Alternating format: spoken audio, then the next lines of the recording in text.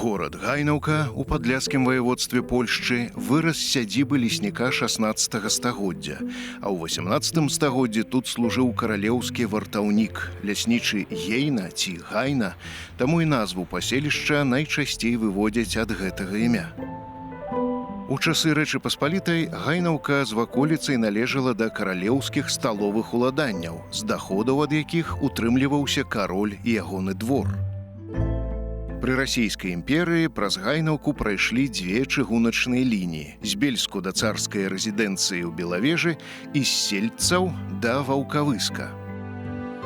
Штуршок да развіцця паселішча далі нямецкія акупацыйныя ўлады ў Першую святовую вайну, якія разбудавалі інфраструктуру па здабычы і апрацоўцы драўніны дзеля патрэбаў Другога райху. А ў 20-е гады мінулага стагоддзя ў міжваеннай Польскай рэспубліцы новыя дрэваапрацоўчыя прадпрыемствы прыцягнулі сюды масу рабочых з усёй Польшчы. Гайнаўка, сёння горад больш чым з 20 тысячамі жыхароў, знаходзіцца на ўскрайку Белавежскай пушчы сярод беларускага этнічнага абшару. Беларусаў тут шмат, але не ўсе яны прызнаюцца ў сваёй нацыянальнасці.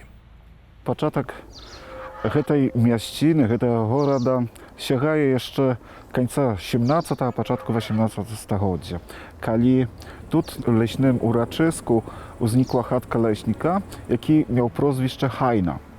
І, як гаворыць легенда, ад яго прозвішча паявілася і назва нашага горада Гайнаўка. На працягу 200 лет фактычна тут зашмат нічога не развівалася, хаця ў час лістападавага паўстання 1831 года пад Гайнаўкай была бітва з расійскай арміяй атраду генерала Храпоўскага, але фактычна развіццё горада можам пачынаць з часу Першай сусветнай вайны. Тэрыторыю гэту занялі немцы, і яны ўбачылі, што царскія апанажы, czyli Белавежская пушча, гэта вялікая крыніца грошаў і матэрыялу, які можна было бы выкарыстаць у ваеннай прамысловасці. Яны тут пабудавалі першыя тартакі, першыя прадпрыемствы, якія заняліся апрацоўкай дзерава. Пасля, калі Польшча в 1918 годзе атрымала сваю незалежнасць, пачынаецца развіццё гэтай прамысловасці, што запачаткавалі немцы.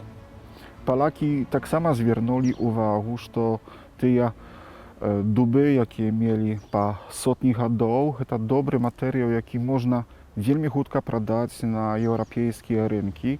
І тут развінулі тую прамысловасць. Патрабавалі яны, што людзей да працы. Вельмі шмат людзей прыехало з цэнтральнай Польшчы, з поўначнай Польшчы, шукаючы працу. Фактычна да 1939 года, да Другой сусветнай вайны, горад налічваў 17 тысяч жыхароў. Но трэба сказаць, што ў большыні гэта былі палякі. Шматлікая група гэта былі жыды, якія фактычна tutaj перанялі амаль што ўсе крамы, ўсе такія прадпрыемствы, якія займаліся паслугай. Невялічкай групай былі расейцы, белыя эмігранты, якія ўцяклі ад бальшавікоў пасля рэвалюцыі, ці частка жаўнераў Семена Петлюры. Фактычна беларусы паявіліся ў Гайнаўцы в вялікай грамадзе толькі пасля Другой сусветнай вайны. Хаця яны мелі ўплыў яшчэ ў міжваенны перыяд. Чаму? Бо ўсе вёскі навокал гэтага горада гэта былі вёскі беларускія. Гэта тыя вёскі, якія запаўнялі малако, сыр, масла і ўсе іншыя прадукты патрэбны да жыцця для жыхароў Гайнаўкі. Гайнаўка горад спецыфічны, малады горад. У 51 годзе 20-го стагоддзя атрымала Гайнаўка гарадскія правы. Дык колькі Гайнаўцы? 70. Яна не нашмат як горад старэйшая за мяне. Гайнаўка пачалася з палякаў, якія прыехалі сюды за працай. Звычайныя рабочыя, бедныя людзі, босыя часам, абадраныя, якія шукалі тут працу, бо тут у 20-е і асабліва ў 30-е гады 20-го стагоддзя было шмат працы, а ў Польшчы было страшэннае беспрацоўе ў той час. Людзі прыязджалі, капалі зямлянкі, будавалі маленькія домікі, маленькія сапраўды, там метраў 10 квадратных. І гэта першы пласт гайнаўскага насельніцтва. І другі вось ён беларускі, беларусы, якія таксама звычайныя простыя людзі, неадукаваныя ў пачатках, прыехалі з нашых вёсак. І разам гэтыя людзі збудавалі гайнаўку. І яна работніцка-сялянская. Думаю, што такіх гарадоў у Польшчы няшмат. Гэта адрознівае яе значна. Я памятаю з майго дзяцінства, дзе на кожным панадворку быў хлеўчык-сарайчык, а ў гэтым сарайчыку быў кабанчык або два, і людзі, якія хадзілі ў фабрыку на працу, трымалі таксама вось гэтага кабанчыка, каб згодна з вясковай сваёй традыцыяй забіць яго пад велікоднае ці каляднае свята. Гэта была абсалютна норма. Цяпер гэта ўжо не сустракаецца. Вось так пачынаўся гэты горад. Вось мы тут зараз знаходзімся побач з сядзібай нашай мясцовай улады. Ну і бачым, што тут ёсць дрэвы, зубр, ну і ўсё, што можна сказаць. Гэта такі цэнтральны пункт горада. Не знойдзем тут нейкіх старых кам'янічак, старых брукаваных вулачак, завулкаў. І вось таму я гэты горад часам люблю, а часам не люблю. Чагосьці мне не хапае. Але прытым гэта ж мой горад. Я нарадзіўся у Гайнаўцы. Значная частка жыхароў Гайнаўкі праваслаўная.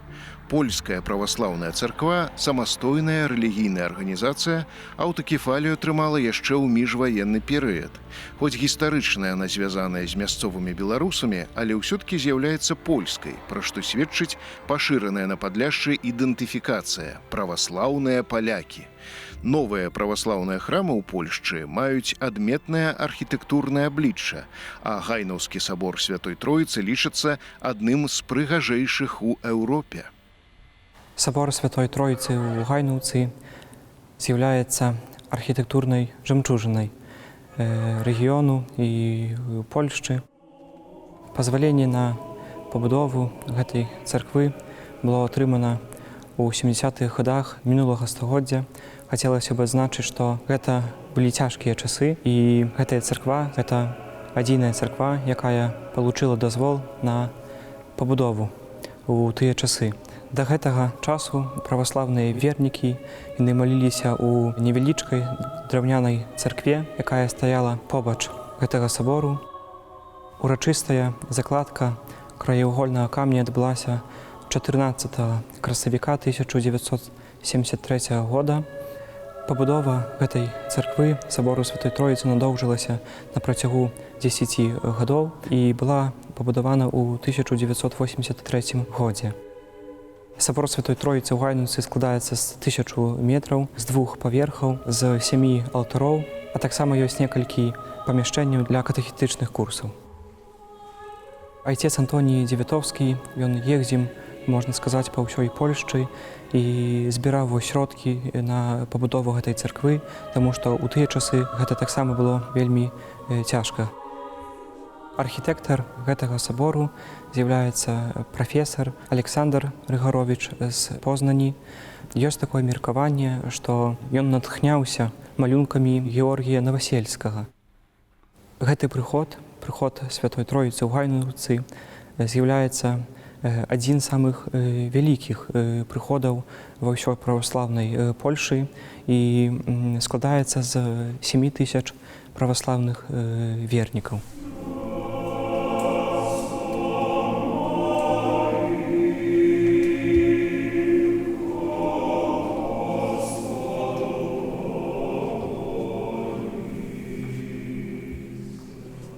Кожны год у гэтай прыгожай царкве ў саборы Святой Троіцы адбываецца міжнародны фестываль царкоўнай музыкі, які мае назву «Гайнаўскія дні царкоўнай музыкі».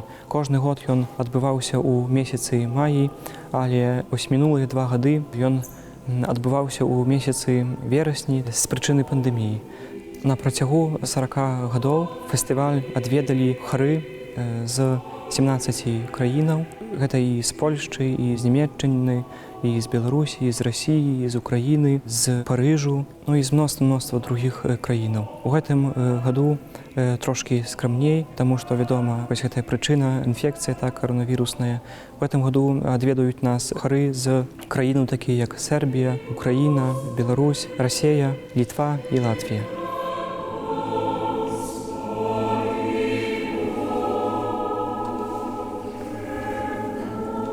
Калі хары спяваюць, то яны у сваім спеве выхваляюць Бога. Вось нават у псалме мы чытаем «Пойце Богу нашаму, пойце». Ну, вось, і можна сказаць, нават з гэтай прычыны вось, фестываль набываецца менавіта ў царкве, у Доме Божым.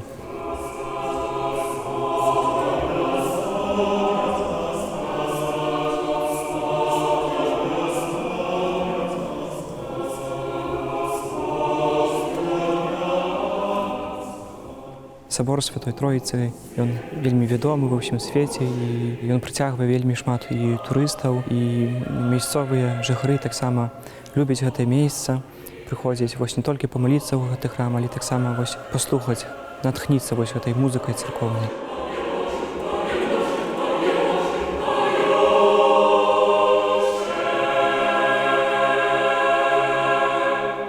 Гайнаўка, яна прысутная ў маіх кніжках, амаль што ў кожнай, можа, акрамя апошняй. Я люблю гэты горад і не люблю яго адначасова.